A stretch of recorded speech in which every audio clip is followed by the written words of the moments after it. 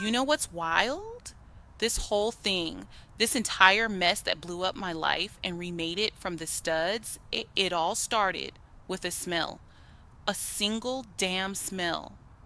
It wasn't even nothing bad. It was that Gardenia Breeze perfume from Bath and Body Works. The one my little sister Nia always bathed in. If Darnell hadn't come home smelling like that on our anniversary, I swear, none of this would have happened. I'd probably still be in that big ass house in Alpharetta, thinking I was happy. But I'm getting ahead of myself. For real, let me take you back to the beginning. Before it all went left, picture this. It's our fifth wedding anniversary, a Tuesday. I'm Tasha, and at 40, I thought I had the game figured out. I'm a VP of finance at this mid level firm downtown, the kind of job that comes with a parking pass and a 401k that actually grows. I was the rock, the one everybody in my family leaned on. My husband, Darnell, he had this boutique marketing agency he was trying to get off the ground. It was his dream, and I was bankrolling it. Our whole life was built on my salary, my credit score, my stability. The house was in my name, the cars, everything.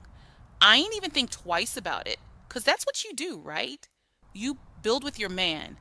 And my sister, Nia, Chile, Nia was a professional free spirit, 28 and still trying to find herself, which basically meant I was finding the money for her car note and cell phone bills every month. But I loved them. On everything, I loved them, so I did it without complaint. I was the strong one. That was my role.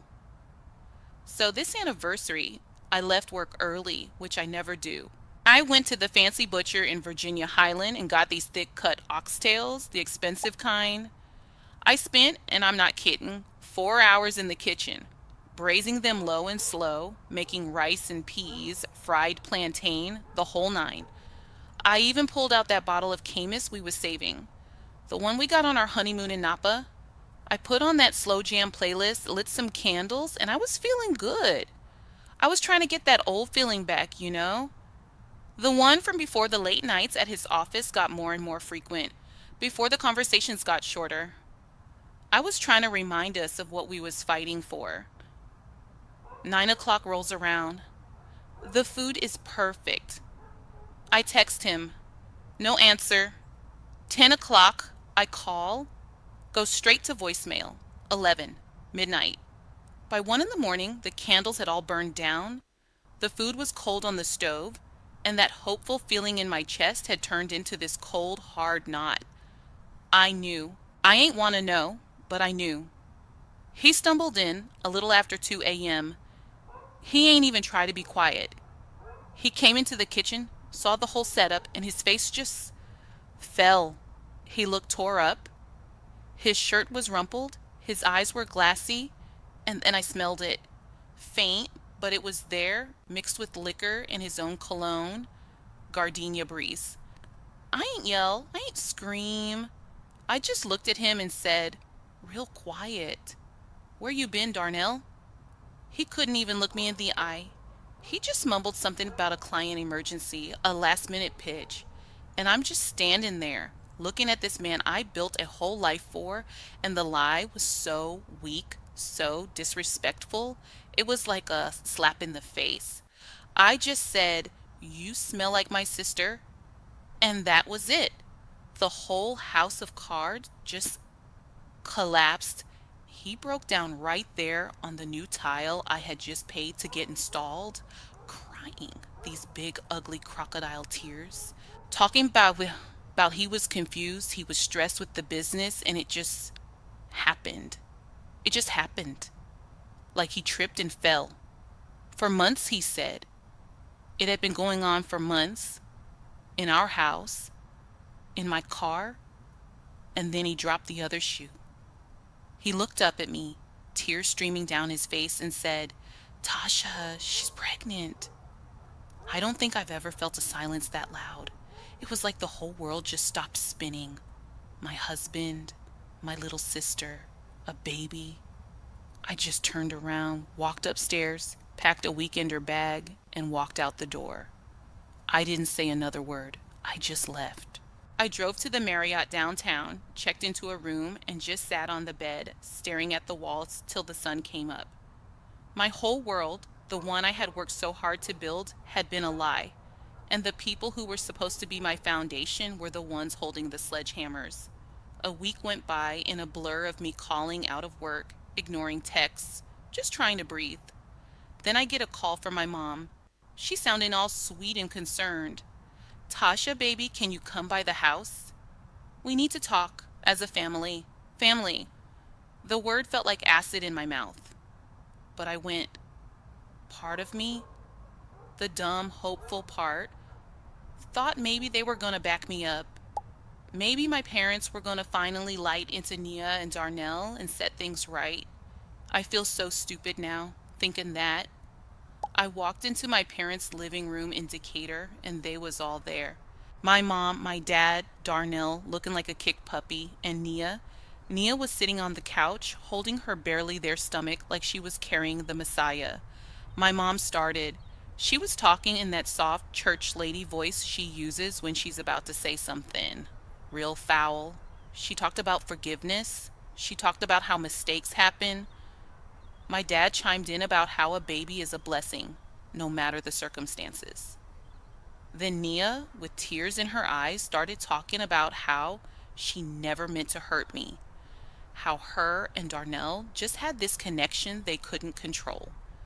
A connection. I wanted to laugh. I wanted to scream. I wanted to burn that whole house down. But I just sat there, quiet. The nail in the coffin, the thing that killed the old Tasha for good, was when my own mother looked me dead in my face and said, Tasha, you're the strong one.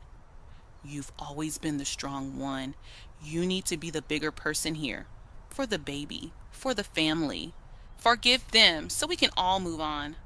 I looked around that room. I looked at my cheating husband, who I had lifted up from nothing. I looked at my sister, who I had supported her whole adult life, now pregnant with his child. And I looked at my parents, the people who were supposed to protect me, defending them, asking me to swallow the poison so they could all feel comfortable. And in that moment, something inside me didn't just break. It turned to ice. It solidified into something hard and sharp and cold. The love was gone. The hurt was gone. All that was left was this clarity. I stood up and the whole room got quiet. I looked at Darnell. I looked at Nia. Then I looked at my parents. And I said, real calm, y'all are right. A baby is a blessing. And you're all going to need one. And I walked out. The Tasha they knew, the one who fixed everything and paid for everything and forgave everything, she died right there on their beige carpet. And the woman who walked out that door, Chile, they ain't have no idea who they had just created. The first few weeks were hell, I ain't even gonna lie. I was holed up in one of those corporate apartments in Sandy Springs that my job keeps for visiting execs. It was all beige and gray, with art on the walls that ain't have no soul. It felt like my life. I was just going through the motions. Wake up, log into work from the little particle board desk, stare at spreadsheets till my eyes blurred, order Uber Eats, and then spend the rest of the night scrolling. And that's where I'd torture myself. I'd go on Instagram and see it all. Darnell and Nia, they went public fast. There were pictures of them at dinner, her hand on his chest, him smiling that stupid, charming smile of his. Then came the ultrasound picture, a little black and white blob with a caption that said, sometimes the best things in life are unexpected blessings. The comments were full of heart emojis and congratulations from our so-called friends. My own cousins were in there liking the damn picture. It felt like I was being erased, like my 5 years of marriage, all the money, all the support. It just never happened. I was just the bitter ex-wife, the obstacle they had overcome to find their true love. Chile, please. I remember one night, I was on my second glass of cheap Pinot Grigio, just staring at a picture of them at a baby store, holding up some tiny little sneakers, and I just broke. I hit rock bottom right there on that scratchy rental couch. I felt so small, so powerless. I just wanted it all to stop hurting. I tried to do it the right way at first. I called a high powered divorce attorney my colleague recommended. I sat in his fancy Buckhead office with the big windows overlooking the city, and I told him everything. He was nodding, making notes on a yellow legal pad.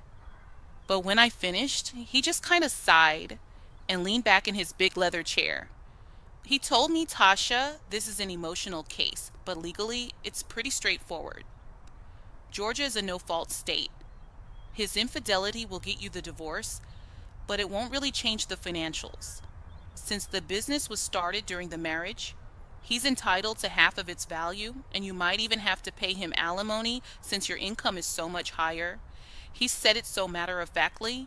He told me the best I could do was a clean break, walk away, and try to move on. I walked out of that office feeling even smaller than before. The system was set up to let him win.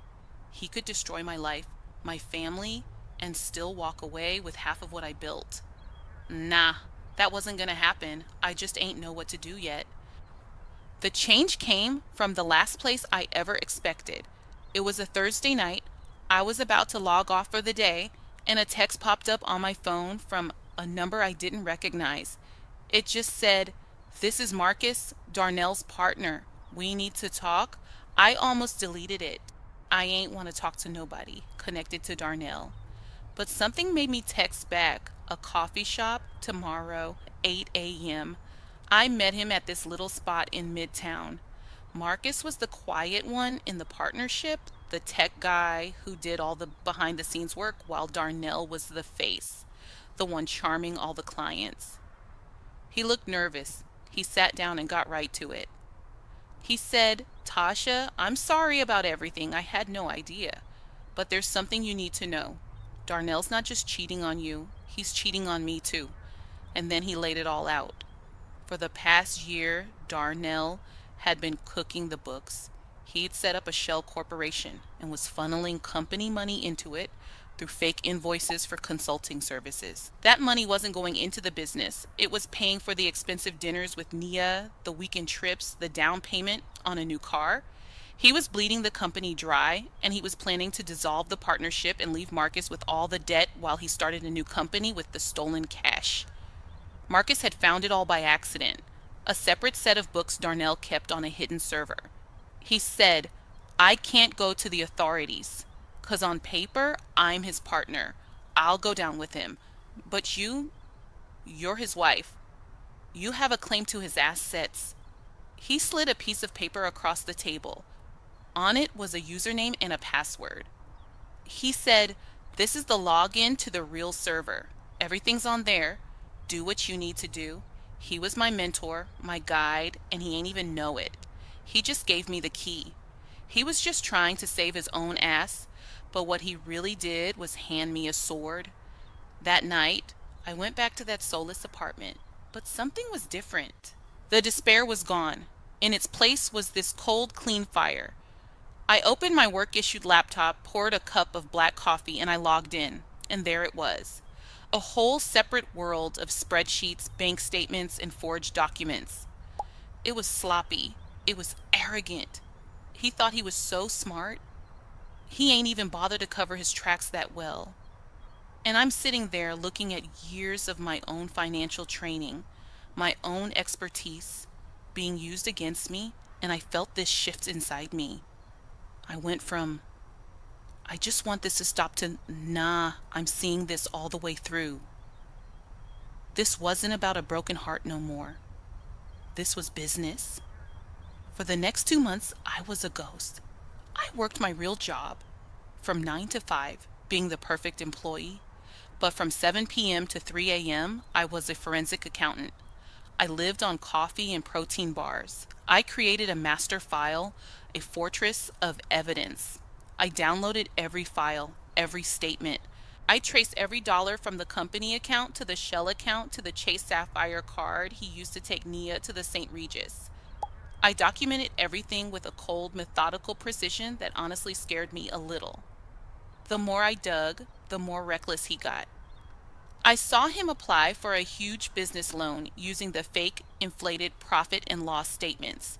That was a big mistake. Bank fraud, a federal offense. He was lying to the authorities, creating a paper trail that led right back to him. Then he got even dumber. He started using the company Amex for baby stuff. A $4,000 crib from Restoration Hardware, a $2,000 stroller. It was all there. He was so busy playing the role of the successful entrepreneur and doting father to be that he was leaving a trail of breadcrumbs right to his own jail cell. One day I got a call from a headhunter. Said a major investment firm in Buckhead was looking for a new director of acquisitions. The name was Davenport and Finch. They were sharks, the biggest in the city. On a whim, I said yes to a meeting. I walked in to meet with Mr. Davenport himself, a man in his late 60s with eyes that could see right through you. I ain't just give him my resume. I brought my other laptop. I walked him through a redacted version of Darnell's shadow company, showing him how the fraud worked, how the assets were hidden. I presented it not as a story of a scorned wife, but as a case study in corporate malfeasance. He ain't say much. He just listened, his face like stone. When I was done, he looked at me for a long minute and said, "When can you start?" I walked out of that building with a new job, a six-figure salary bump, and a team of the most ruthless financial analysts in Atlanta. My mission, handed down from Davenport himself, was simple.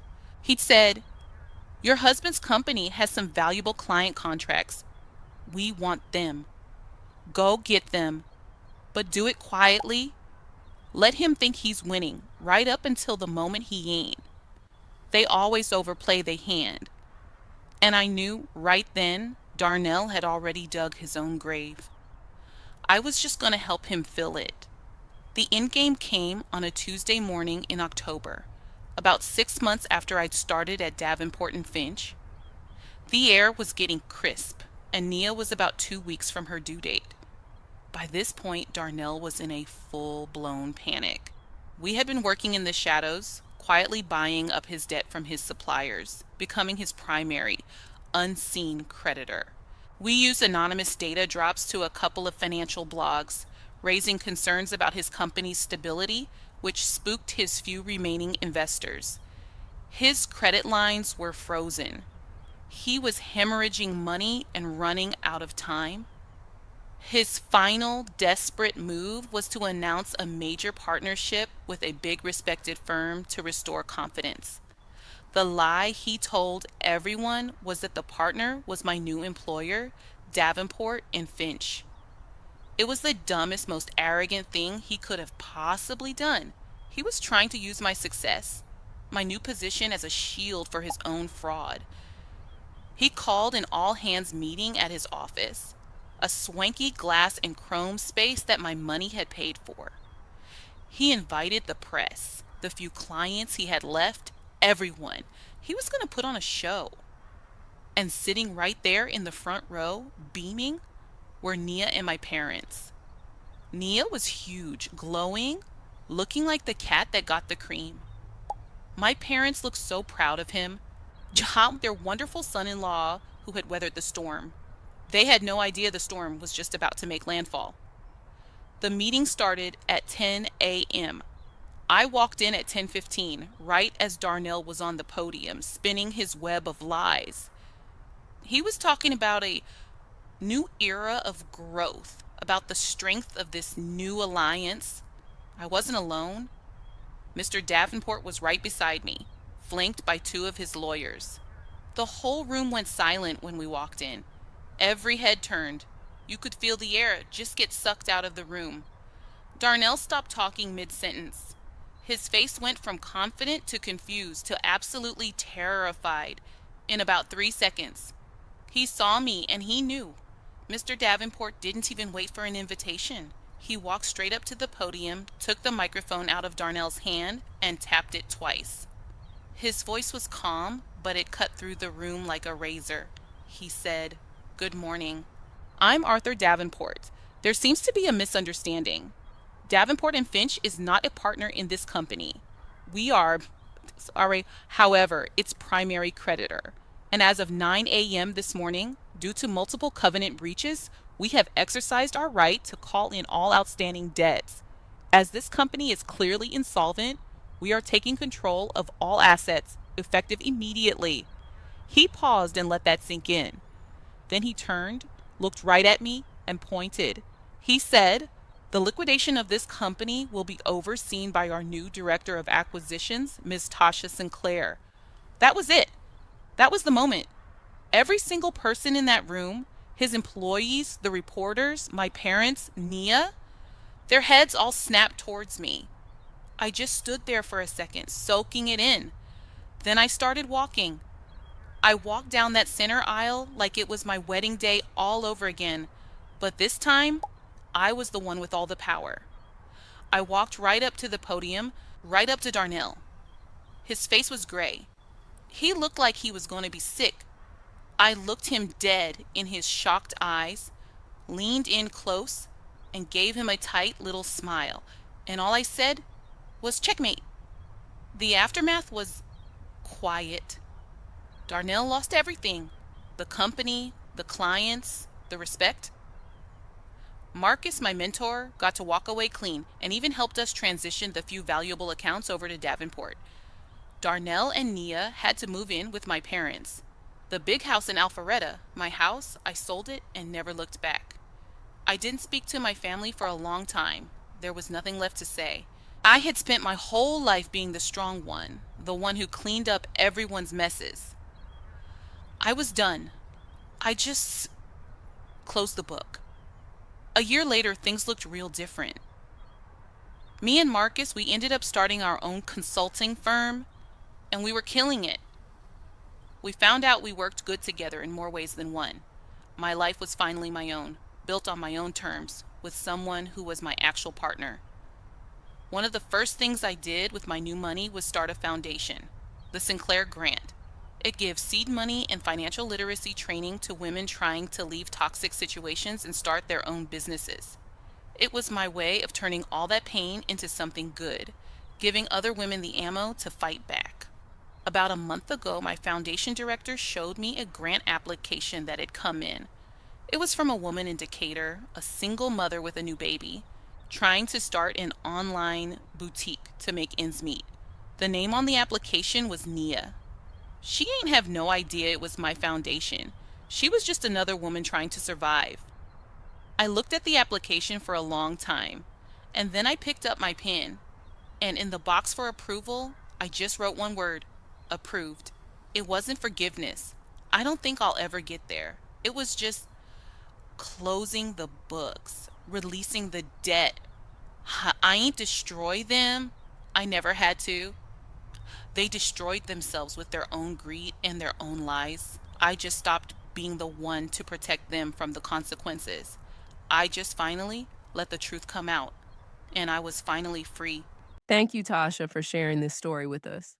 Listen, that was a heavy one. Tasha's story ain't just about a broken heart, not by a long shot. It's about what happens when the person everybody leans on finally decides to stand up straight for themselves. She went from being the family's entire foundation to taking a wrecking ball to a house that was built on nothing but secrets and disrespect. And honestly, she did it with a quiet kind of power that's something to see. She just decided she was done being the designated shock absorber for everybody else's bad decisions. Now, look, there are some serious lessons in here for all of us. I've been saying this for years, but when folks always call you the strong one, you gotta be careful. What does that even mean for real?